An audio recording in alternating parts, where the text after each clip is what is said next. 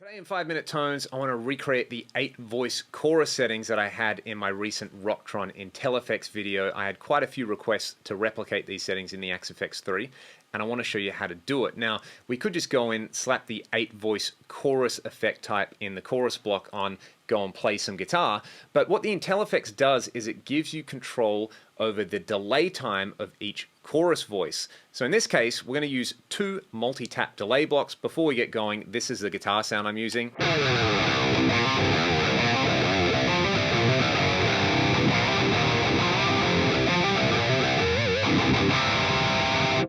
PRS SC245 and the USA 2C++ block. Let's start by just adding 1 multi-tap delay block, because I'll do all the hard stuff in this and then copy and paste it.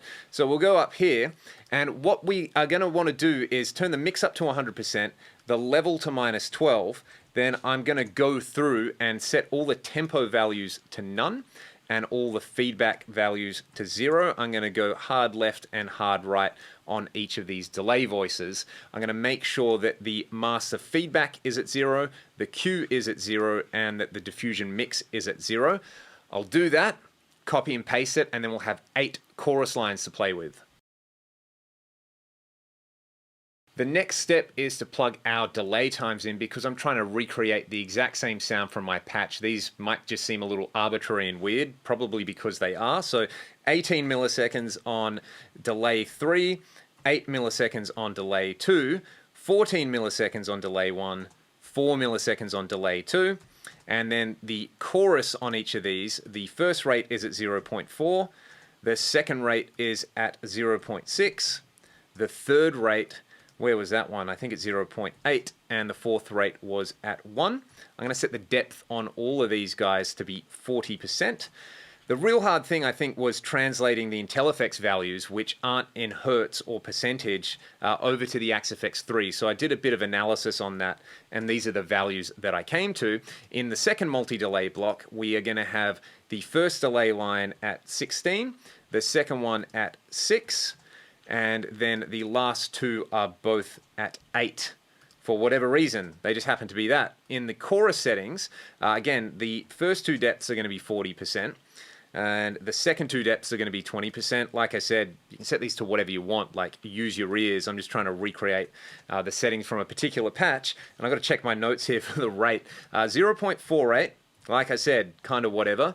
Then 0.72, and then it's 0.88, and it's 1.2. And this is what it sounds like.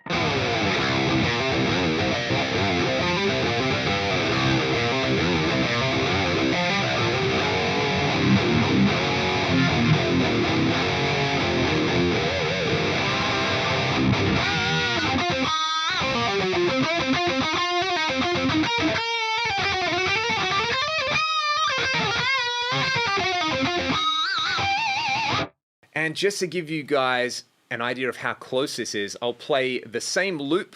One is played through these settings on the 2 multi-tap delay blocks, and the other is played through the Intellifex. I'm not going to tell you what order they come in though, just have a listen.